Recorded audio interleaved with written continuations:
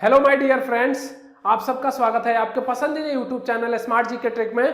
तो दोस्तों, आज हम मौर्य डायनेस्टी की सीरीज को आगे बढ़ाते हुए आज भी इसी के अंतर्गत पढ़ने वाले हैं।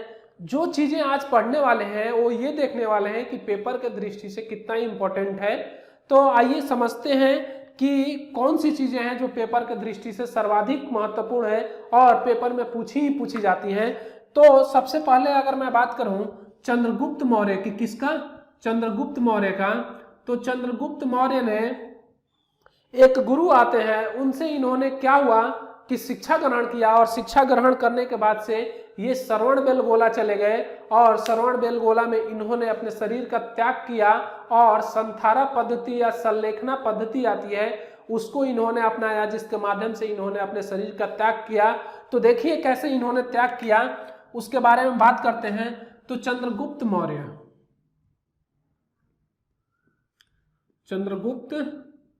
मौर्य एक गुरु आते हैं, जैन गुरु, जिनका नाम है जैन गुरु आते हैं, जिनका नाम आता है आपका भद्रबाहु। क्या आता है? भद्रबाहु।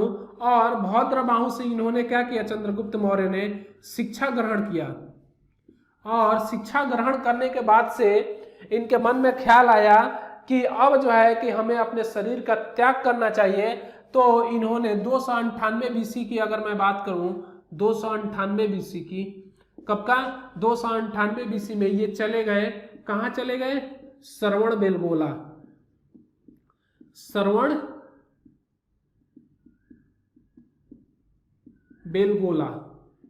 श्रवणबेलगोला की अगर मैं बात करूं तो ये प्रेजेंट टाइम में कहां पड़ता है? आपका कर्नाटक में पड़ता है।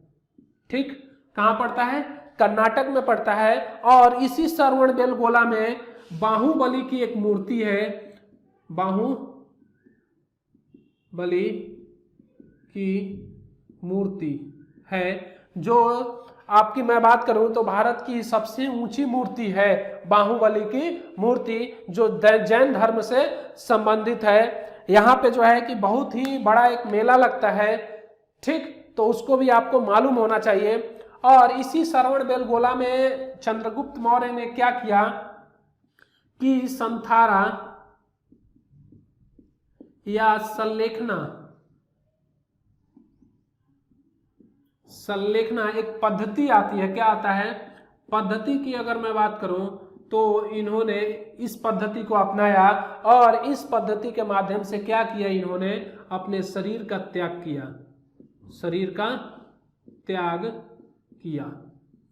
अब आप लोग सोच रहे होंगे कि संथारा और संलेखना पद्धति है क्या? तो देखिए दोस्तों, मेरे प्यारे दोस्तों, मैं बात करूं कि संथारा और संलेखना जो पद्धति होती है वह होती है कि जिसमें अन्न और जल को त्याग कर दिया जाता है। क्या कर दिया जाता है? जिसमें अन्न और जल को त्याग किया जाता है, अन्न और जल का त्याग कर दिया जाता है। इसी को क्या बोला जाता है कि संथारा एवं संलेखना पद्धति बोला जाता है। ठीक, चीजें समझ में आ रही हैं। और जब कोई व्यक्ति अन्न और जल को त्याग देगा तो इसका मतलब ये हुआ कि वह अपने शरीर का त्याग कर दिया। अब उसकी आयु थोड़े ही टाइम की रह गई, जब तक वो बर्दाश्त कर सकता है तब भी तक वो जी सकता है, वरना परलोक सिधार जाएगा। क्या होगा? परलोक सिधार जाएगा। ठीक, तो बताइए चीजें आप लोगों को कैसी लग रही हैं? अगर चीजें आप लोगों को अच्छी लग रही हैं तो मैं आप सबसे यही कहूंगा कि आप अपने दोस्तों, मित्रों, जितने भी हैं, भाई बंधु हैं, उन सब पे जो है कि इस वीडियो को फॉरवर्ड करें और फॉरवर्ड करने के साथ साथ उनसे ये भी कहें कि आप भी इस वीडियो को फॉरवर्ड करें। आपके पास जितने ग्रुप्स हैं, जैसे व्हाट्सएप ग्रुप में जो शिक्षा वाले ग्रुप होते हैं, उसमें जो है कि आप इस वीडियो को डाल सकते हैं, जिससे उन बच्चों को फायदा हो सके जो ऑलरेडी गवर्नमेंट जॉब का प्रिपरेशन कर रहे हैं, चाहे वो लोअर पीसीएस का कर रहे हो, पीसीएस का कर रहे हो, या आरओ का, एआरओ का, किसी भी स्टेट का तैयारी कर रहे हो, या सेंट्रल गवर्नमेंट का तैयारी कर रहे हो, तो उसमें यहाँ से प्रश्न पूछे जाते हैं। तो ये जो है कि बहुत ही इंपॉर्टेंट टॉपिक है, तो इसे आप लोग जरूर देखें। और अगर आप नए हैं तो हमारे यूट्यूब चैनल को भी सब्सक्राइब करें। तो आगे बढ़ते हैं और देखते हैं कि अगला पॉइंट क्या आता है।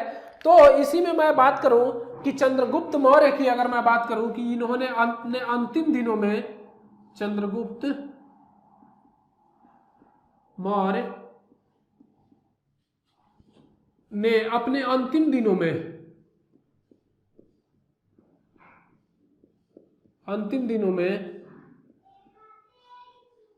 क्या किया कि मगध में क्या हुआ, चंद्रगुप्त मौर्य के अंतिम दिनों में क्या हुआ कि मगध में अगर मैं बात करूं किसका, मगध में अकाल पड़ गया। क्या हुआ, अकाल पड़ गया। अकाल पड़ गया, क्या हुआ, अकाल पड़ गया। और इस अकाल की अगर मैं बात करूं जानकारी कहां से मिलती है, तो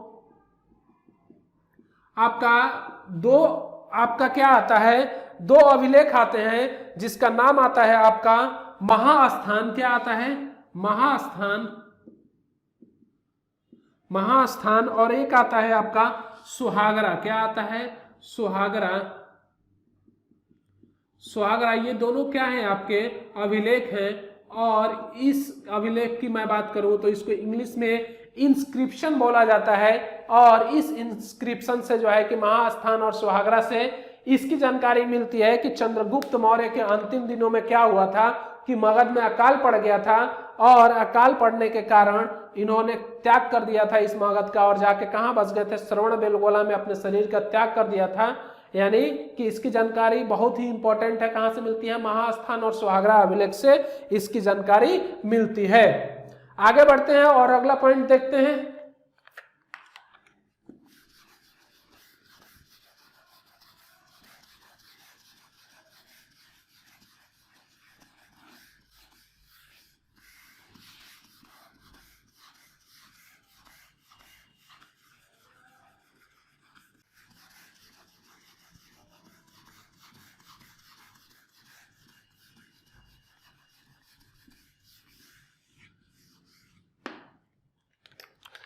अब मैं बात करूं कि चंद्रगुप्त मौर्य के समय क्या हुआ था। देखिए, चंद्रगुप्त मौर्य के समय एक जगह आता है सौराष्ट्र। आप लोग जानते होंगे सौराष्ट्र प्रेजेंट टाइम में कहां पड़ता है, गुजरात में। लिख देता हूं मैं। तो सौराष्ट्र की अगर मैं बात करूं तो वहां का एक गवर्नर था। क्या था, गवर्नर, जिसका नाम आता है पुष्यमित्र शुंग। क्या आता है, पुष्यमित्र शुंग आता है। इसकी अगर मैं बात करूं तो इस पुष्यमित्र शुंग ने क्या किया था कि चंद्रगुप्त मौर्य के समय में ही जो हमारा सुदर्शन झील आता है उसका निर्माण करवाया था। क्या करवाया था, सुदर्शन झील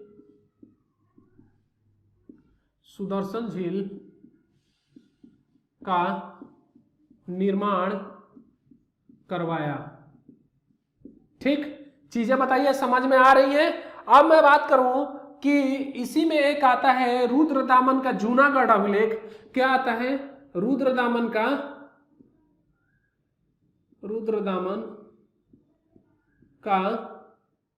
जूनागढ़ अभिलेख। यानी कि रुद्रदामन का जो जूनागढ़ इंस्क्रिप्शन आता है, इससे भी अगर मैं बात करूं तो इससे चंद्रगुप्त मौर्य के बारे में जानकारी मिलती है। क्या मिलती है, जानकारी मिलती है। चंद्रगुप्त मौर्य के बारे में जानकारी मिलती है। यहां पे लिख सकता हूं जानकारी, ठीक, मिलती है। तो बताइए चीजें समझ में आ रही हैं। अब मैंने बात किया कि चंद्रगुप्त मौर्य के समय एक सौराष्ट्र जगह आता है जो प्रेजेंट टाइम में कहां पे है, गुजरात में है। और यहाँ का एक गवर्नर था पुष्यमित्र शुंग। त्रिशुंग ने क्या किया था कि सुदर्शन झील का निर्माण करवाया था। इस शुंग की अगर मैं बात करूं तो बैस भी यहां लिख सकता हूं। क्या, पुष्यमित्र बैस। ठीक, तो इसने क्या किया था कि इस सुदर्शन झील का क्या करवाया था, निर्माण करवाया था। अब मैं बात करूं कि 298 बीसी में, कब, 298 बीसी में ये चंद्रगुप्त मौर्य ने क्या किया था कि अपना राजपाट क्या किया था, बिंबिसार को दे दिया था, बिंबिसार को सौंप दिया था। बिंबिसार, बिंबिसार नहीं बिंदुसार। कौन आता है? बिंदुसार आता है। बिंदुसार को सौंप दिया था,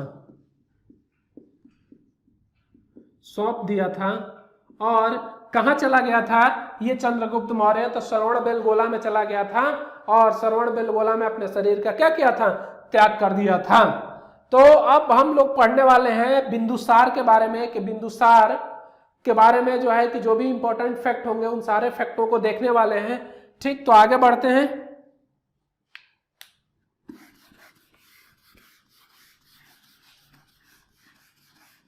तो अब बात करते हैं बिंदुसार के बारे में। तो देखिए कि बिंदुसार के लिए जो इंपॉर्टेंट फैक्ट आता है वो कौन कौन सा है। बिंदुसार, इसका टाइम पीरियड की मैं बात करूं तो 298 बीसी से कब तक रहा है? 273 बीसी तक इसका जो है कि शासन रहा है। और इस बिंदुसार की अगर मैं बात करूं तो इसका नाम बिंदुसार क्यों पड़ा, तो उसको समझिए कि इसका नाम बिंदुसार क्यों पड़ा। तो इसके माथे पर अगर मैं बात करूं कि इसके माथे पर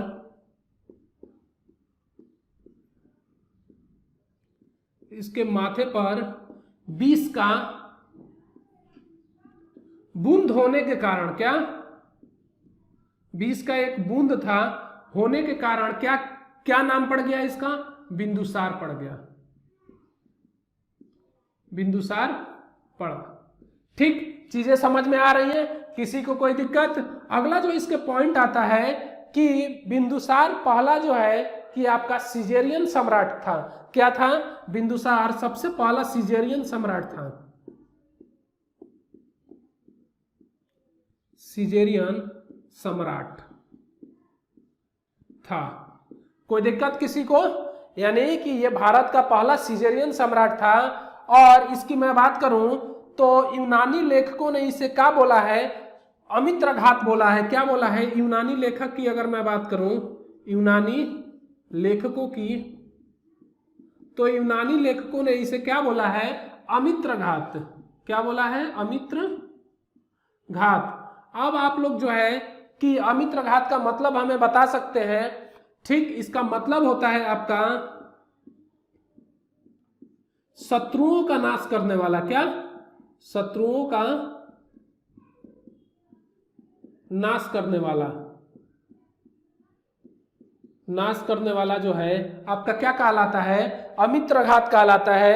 और मैं बात करूं कि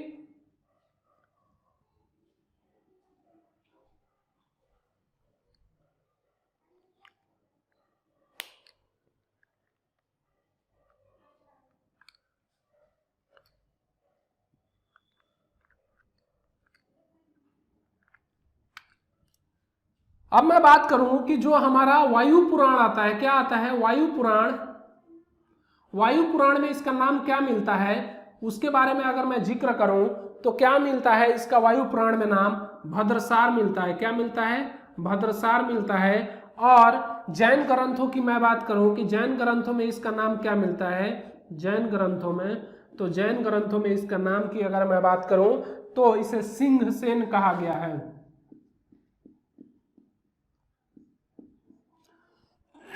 क्या कहा गया है? सिंहसेन कहा गया है। किसमें कहा गया है? जैन ग्रंथों में इसे सिंहसेन कहा गया है, वायु पुराण में इसे भद्रसार कहा गया है।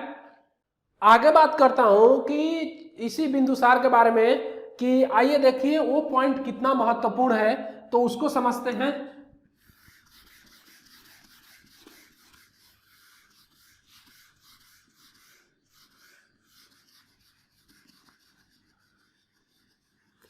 क्या था कि बिंदुसार को यूनानी मदिरा पीने का बहुत शौकीन था। ये क्या? यूनानी मदिरा पीने का बहुत शौकीन था और इसे काफी पसंद था। तो मैं बात करूं यूनानियों से इसने चीजें मांगी थी। क्या क्या मांगा था वो देखिए। इसने बोला कि हमें आपके यहां से मीठी अंगीरी शराब चाहिए। क्या चाहिए? मीठी अंगीरी शराब, अंगीरी शराब चाहिए इसे, शराब। इसके बाद से इसने कहा कि मुझे सूखे जो है सूखे अंजीर भी इसने मांगा। क्या मांगा? सूखे अंजीर भी इसने मांगा। और इसने फिलोसफर को भी मांगा। क्या? दार्शनिक को भी मांगा। इसने दार्शनिक को मांगा। अब मैं बात करूं कि यूनानियों ने क्या किया कि मीठी अंगीरी शराब और सूखे अंजीर तो इसे प्रोवाइड करा दिया, लेकिन दार्शनिक इसने यूनानियों ने नहीं दिया। किसे? बिंदुसार को, क्योंकि यह यूनानी कानून के खिलाफ था। क्योंकि यह यूनानी कानून के खिलाफ था, कानून के खिलाफ था, जिसके वजह से क्या हुआ कि इन्होंने सूखे अंजीर और मीठी अंगीरी शराब तो इन्होंने भेज दिया, लेकिन दार्शनिक को नहीं भेजा। किसके यहाँ? बिंदुसार के यहाँ, यानी बिंदुसार के यहाँ। ठीक। अब मैं बात करूं कि एक आता है नाम आपका एंटियोकस। क्या आता है? एंटियोकस। एंटियोकस की अगर मैं बात करूं तो ये एंटियोकस आपका फर्स्ट आता है। क्या आता है? एंटियोकस फर्स्ट आता है। इसने क्या किया कि एक जो है कि राजदूत भेजा। क्या किया? राजदूत भेजा। और इस राजदूत का नाम आता है आपका डाइमेकस। क्या आता है? डाइमेकस। और इस डाइमेकस की मैं बात करूं तो ये डाइमेकस कहां गया? बिंदुसार के दरबार में। कहां?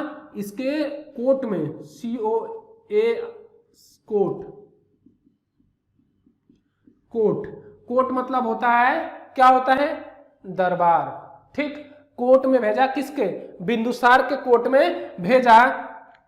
और इस डाइमेकस की मैं बात करूं तो ये डाइमेकस अगर मैं बात करूं तो जैसे चंद्रगुप्त मौर्य के टाइम में कौन आया था? मेगास्थनीज आया था। तो ये मेगास्थनीज का उत्तराधिकारी बन के गया। क्या हुआ? मेगास्थनीज का उत्तराधिकारी बनकर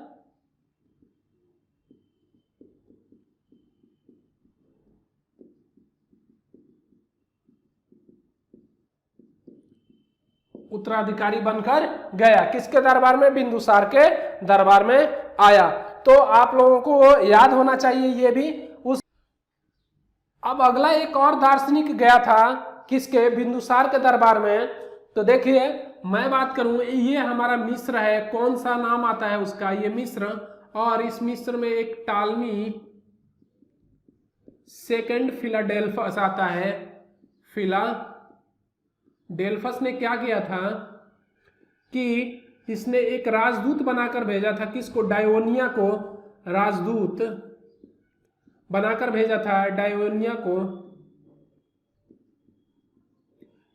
को कहां पे भेजा था? ये रहा मगध। और ये मगध की थ्रोन पे कौन बैठा हुआ है इस टाइम? तो बिंदुसार बैठा हुआ है। और इस बिंदुसार के जो है कि दरबार में, यानी कि कोर्ट में भेजा। किसको भेजा? डायोनिया को भेजा। किसने भेजा? टालमी फिलाडेल्फस, जो मिस्र का रूलर था, उसने अपने राजदूत डायोनिया को बिंदुसार के दरबार में भेजा। तो ये भी बहुत ही इंपॉर्टेंट है। और ये भी जो है आपका बहुत ही इंपॉर्टेंट है। और अगर आप जो है कि पीसीएस का पेपर दे रहे हैं, किसका? पीसीएस का पेपर या लोअर पीसीएस का पेपर दे रहे हैं, तो यहां से क्वेश्चन बनता है कि बिंदुसार के दरबार में यूनानियों ने कौन सी चीज नहीं भेजा? तो मीठी अंजीर उसने भेजा, सूखी अंजीर भी भेजा, और दार्शनिक को उसने क्या किया? नहीं भेजा था। तो यहां से क्वेश्चन बन जाता है आपका। तो इस चीज को आपको देख लेना होगा। ठीक। आगे बढ़ते हैं और अगला पॉइंट देखते हैं।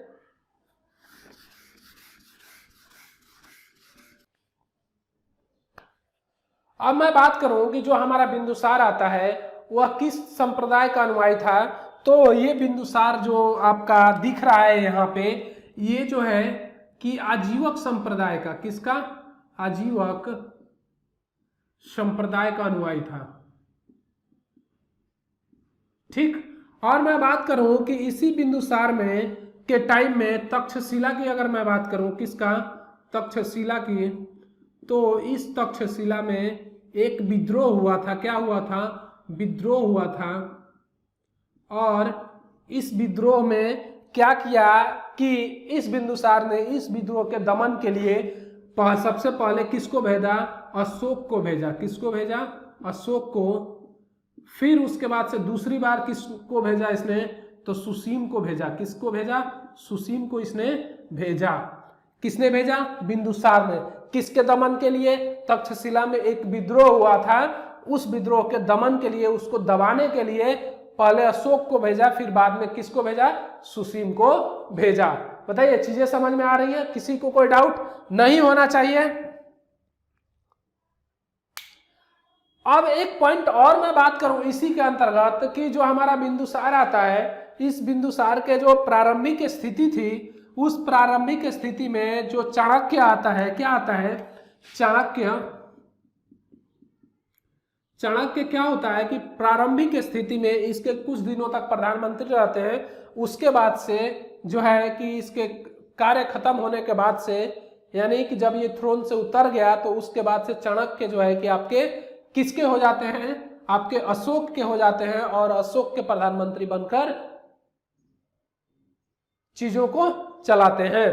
तो आगे बढ़ते हैं और अगला देखते हैं कि जो पॉइंट आता है उसकी मैं बात करूं तो बिंदुसार के बाद से जो आता है वो आता है आपका अशोक। और आप लोग जानते हैं कि भारतीय इतिहास में अशोक को एक सम्राट यानी महान सम्राट की उपाधि दी गई है। तो आइए उसके बारे में पढ़ते हैं। और अशोक से क्वेश्चन जो है मैं बात करूं कि डेफिनेटली 100% पूछा ही पूछा जाता है। जैसे मैं बात करूं 65वीं बीपीएससी की मैं बात करूं तो पूछ लिया था कि अशोक के शिलालेखों में उसको क्या बोला गया है, किस नाम से जाना गया है? उसमें ऑप्शन था प्रियदर्शी, चक्रवर्ती और धर्म कीर्ति की मैं बात करूं वो था, और एक ऑप्शन और था तो प्रियदर्शी उसको बोला गया था। तो वहां पे आपका ऑप्शन जो था प्रियदर्शी वो बिल्कुल सही आंसर था। तो यहां से अगर मैं बात करूं अशोक के जो टाइम पीरियड रहा है, यहां से क्वेश्चन पूछा ही पूछा जाता है। तो आइए समझते हैं अशोक के बारे में।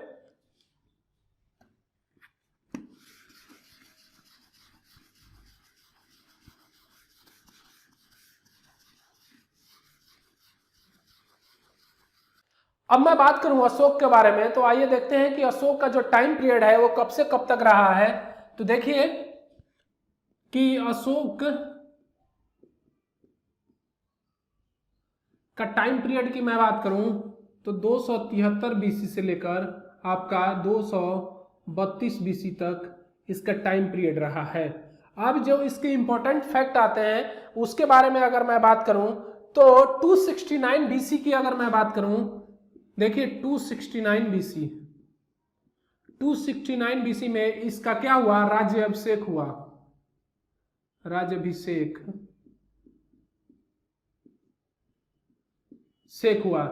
और राज्याभिषेक के बाद अगर मैं बात करूं तो 8वें वर्ष, कब? 8वें वर्ष यानी आप लोग समझ गए होंगे 261 बीसी में इसने क्या किया? कलिंग का युद्ध, कलिंग का युद्ध। अब मैं बात करूं ये अपने 10वें वर्ष क्या किया? ये 10वें वर्ष क्या किया कि बोध गया की यात्रा किया। क्या किया? बोध गया की यात्रा किया। बोध गया की यात्रा किया। अब मैं बात करूं कि बोध गया के बाद 13वें वर्ष इसने क्या किया? तो 13वें वर्ष की अगर मैं बात करूं तो इसने रज्जुक अधिकारियों की नियुक्ति किया। किसका? रज्जुक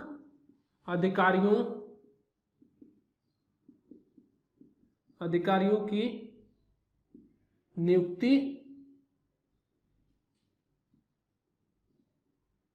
नियुक्ति किया। ठीक। अब मैं बात करूं कि ये अपने गद्दी पर बैठने के 20वें वर्ष क्या किया कि जो कपिल वस्तु का लुम्बिनी स्थान आता है उसका दौरा किया। यानी कि कपिल वस्तु का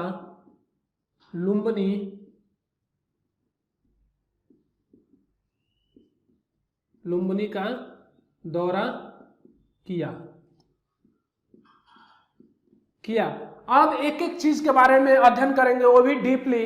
अब मैं बात करूं कि अशोक ने अपने, बताया जाता है कि 99 भाइयों की हत्या करके, किसने 99 भाइयों की हत्या करके गद्दी पर बैठा।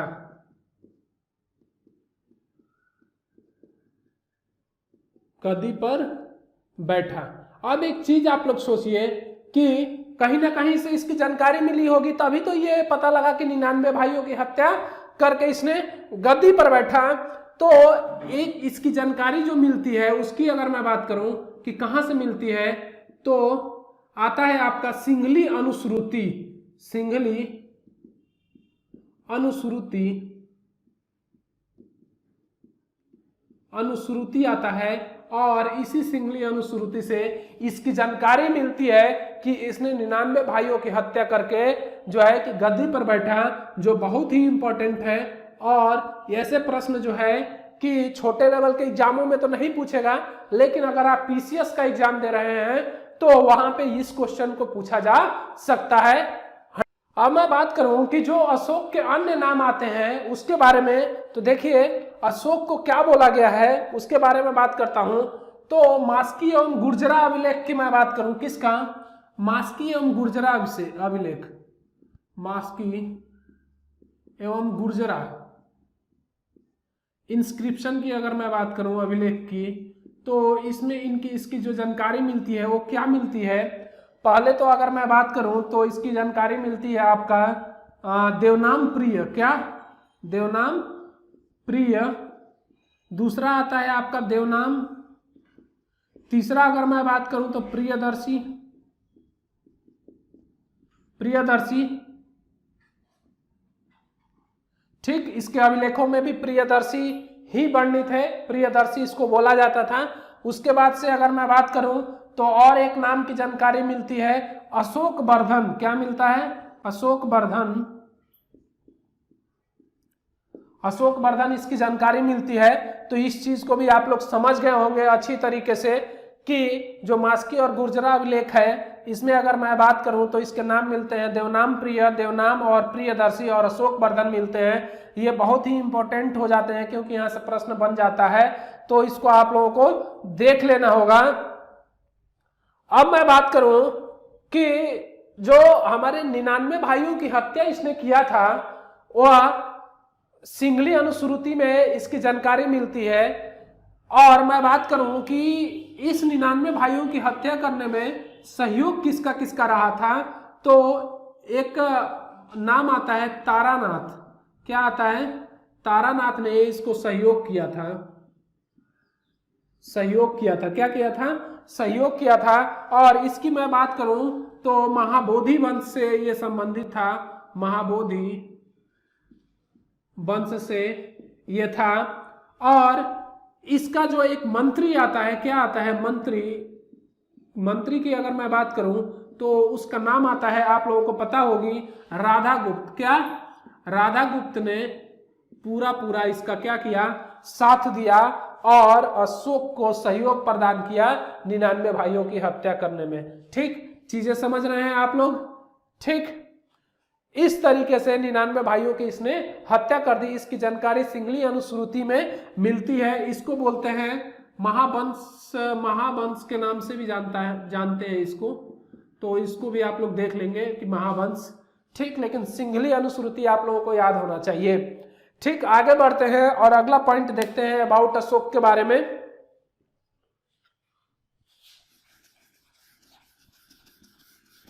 अब मैं बात करूं कि जो हमारा अशोक आता है इसके लिए एक भविष्यवाणी हुई थी। क्या हुआ था, भविष्यवाणी हुई थी।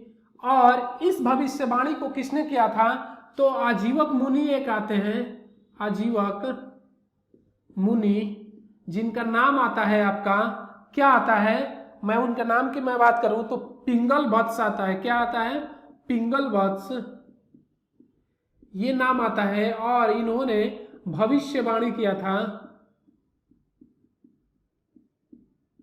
भविष्यवाणी किया था कि अशोक जो है कि राजगद्दी पर बैठेगा, राजगद्दी पर बैठेगा।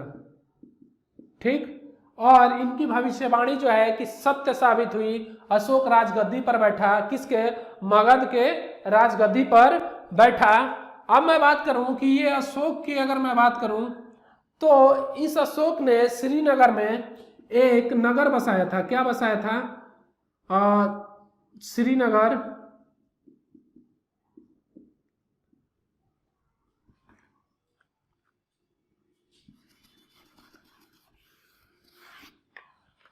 अब मैं बात करूं कि अशोक ने जो है कि झेलम नदी के किनारे एक नगर बसाया था, उसका नाम आता है, तो देखिए झेलम के किनारे इसने क्या किया था, एक नगर बसाया था झेलम के किनारे, जिसका नाम आता है श्रीनगर। क्या आता है? श्रीनगर।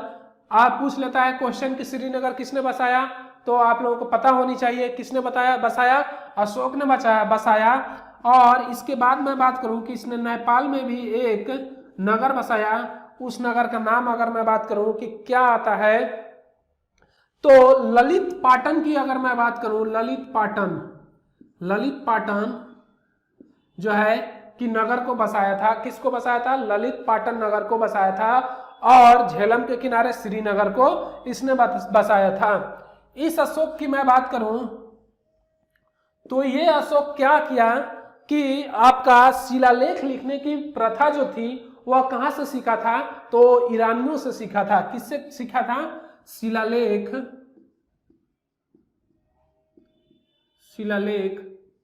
लिखने की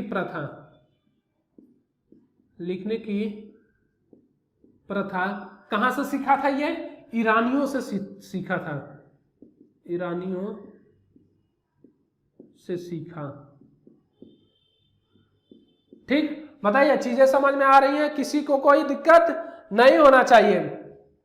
अब मैं बात करूं इसी अशोक के टाइम में, अगर 250 बीसी की मैं बात करूं तो 250 बीसी में जो है अशोक के टाइम में तृतीय बौद्ध संगीति हुई थी। क्या हुआ था? तीसरी बौद्ध संगीति हुई थी, यानी कि तीसरी बौद्ध संगीति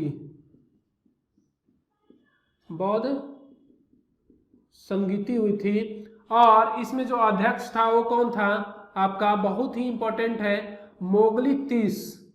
मोगली पुत्र अगर मैं बात करूं, मोगली पुत्र तीस्त की, तो ये जो था आपका क्या था कि अध्यक्ष था मोगली पुत्र तीस्य जो था वो आपका अध्यक्ष था। चीजें समझ में आ रही हैं? ठीक। और इसी तृतीय बौद्ध संगीति में क्या हुआ था, आप लोगों को मैंने बताया था कि अभिधम्म पिटक को जोड़ा गया था। ठीक, चीजें समझ में आ रही हैं? आगे बढ़ते हैं और कुछ और फैक्ट्स देखते हैं। अब मैं बात करूंगा कि अशोक ने 261 बीसी में क्या किया था, एक युद्ध लड़ा था। तो यहां पे आता है आपका, देखिए मगध, और इस मगध की मैं बात करूं तो 261 बीसी में इसने क्या किया था कि एक युद्ध लड़ा था, यानी कि यहाँ पे गद्दी कौन बैठा है? अशोक। और इधर मैं बात करूं कलिंग, प्रेजेंट टाइम में कलिंग कहाँ पड़ता है? उड़ीसा वाला क्षेत्र आपका कलिंग के नाम से जाना जाता था, तो उसको भी आपको मालूम होना चाहिए। तो कलिंग की मैं बात करूं तो यहाँ का रूलर की अगर मैं बात करूं तो रूलर यहाँ का कौन था? नंदराज। कौन था? नंदराज। इसके मध्य अटैक होता है दोनों के मध्य, और इस अटैक जो होता है 261 बीसी में, और इसमें क्या होता है कि अशोक की जीत होती है, इसकी क्या होती है? जीत होती है, और नंदराज की बेचारे की हार होती है। और हारने के बाद से जो है कि ये अशोक, इसकी जो राजधानी आती है तोसली पे अपना अधिकार कर लेता है। ठीक, बताइए चीजें समझ में आ रही हैं? किसी को कोई डाउट नहीं होना चाहिए, बिल्कुल नहीं होना चाहिए। अगर अभी भी डाउट होता है आप लोगों के लिए तो आप लोगों को कोई नहीं समझा सकता है कि आप लोग कैसे समझेंगे। देखिए अगर आप लोग हमें कमेंट करके बताएंगे तो हम चीजों को फिर से दोबारा बता सकते हैं, उसमें कोई दिक्कत नहीं है। आप लोग हमसे पूछ सकते हैं बेहिचक। ठीक, आगे बढ़ते हैं और अगला पॉइंट देखते हैं।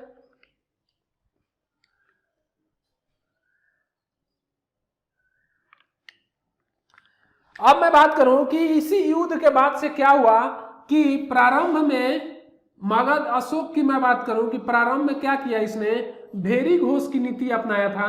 भेरी घोष, इस युद्ध के बाद से इसके मन परिवर्तन हुआ और इसने स्टार्टिंग में इस युद्ध तक इसने भेरी घोष की नीति अपनाई थी, लेकिन इस युद्ध के बाद से इसने धम्म घोष की नीति अपना ली। धम्म घोष की नीति अपना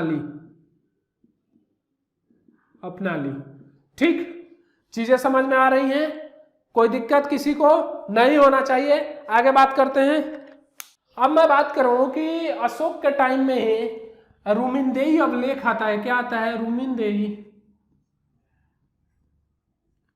रुमिनदेई अभिलेख।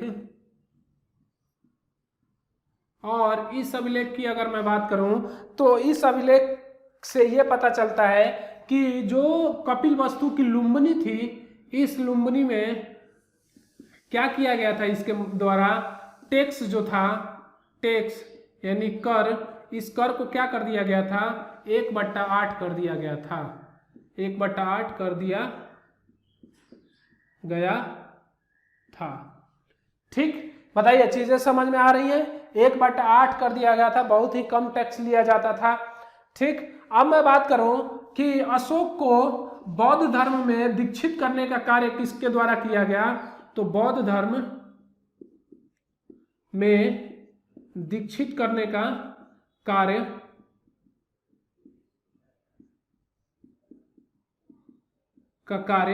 किसके द्वारा किया गया था, तो पहले आते हैं आपका दीप वंश और महावंश। क्या आता है? दीप वंश, महावंश। दीप वंश की अगर मैं बात करूं, उसके बाद से इसको दीक्षित करने का कार्य जो है कि निग्रोध के द्वारा किया गया था। किसके द्वारा? निग्रोध के द्वारा किया गया था। किसमें? बौद्ध धर्म में दीक्षित करने का कार्य जो है अशोक को निग्रोध के द्वारा किया गया था। अब मैं बात करूं कि कलिंग के युद्ध के बाद से इसने अभिधम्म नीति को अपना लिया था, और कलिंग के युद्ध के बाद से इसने क्या किया कि बौद्ध धर्म को अपना लिया। किसको अपना लिया? बौद्ध धर्म को अपना लिया। और अभी पढ़ेंगे कि बौद्ध धर्म के प्रचार प्रसार के लिए अशोक ने जो है कि अपने पुत्र एवं पुत्रियों को भेजा था प्रचार प्रसार करने के लिए श्रीलंका में। अब मैं बात करूं कि जो अशोक की अगर मैं बात करूं तो इसने एक चीज लिखा है, स्वयं लिखा है। किसमें? मैं उसकी बात करूं किसकी, तो मास्की की मैं बात करूं, जो मास्की लघु इंस्क्रिप्शन आता है, इसमें इसने अपने को अशोक ने क्या बोला है? बौद्ध शाक्य बोला है। क्या बोला है? बौद्ध शाक्य बोला है। ये बहुत ही इंपॉर्टेंट है। और इसकी पत्नी की अगर मैं बात करूं तो नाम आता है, आप लोग जानते हैं, संघमित्रा। रानी की मैं बात करूं तो असंघमित्रा आता है। इस असंघमित्रा का एक पुत्र था, किसका? कणाद। और इस कणाद की मैं बात करूं, कणाद नहीं, कुणाल की। किसकी? कुणाल की। और इस कुणाल की जो जानकारी मिलती है, ये मिलती है वायु पुराण में। किसका? वायु पुराण में इसके बारे में जानकारी मिलती है कि अशोक का उत्तराधिकारी कौन बना था? यही बना था, कणाल ही बना था, कुणाल ही बना था, कुणाल ही बना था अशोक का उत्तराधिकारी। उत्तराधिकारी क्या? ये जो कुणाल है, ये कुणाल वायु पुराण में इसकी जानकारी मिलती है कि अशोक के बाद से अशोक का उत्तराधिकारी जो है कि यही बनता है। अब जो है कि अशोक के जितने भी स्तंभ आते हैं और शिलालेख के बारे में अगले वीडियो में हम बात करेंगे और देखेंगे कि वो सारे अभिलेख एवं शिलालेख कितने महत्वपूर्ण है। तो उसके बारे में हम आपको बिल्कुल डीपली अगर मैं बात करूं डिटेल्स के साथ अध्ययन करेंगे। तो आज के लिए इतना ही दोस्तों, और मिलते हैं अगले वीडियो में। तब तक के लिए जय हिंद।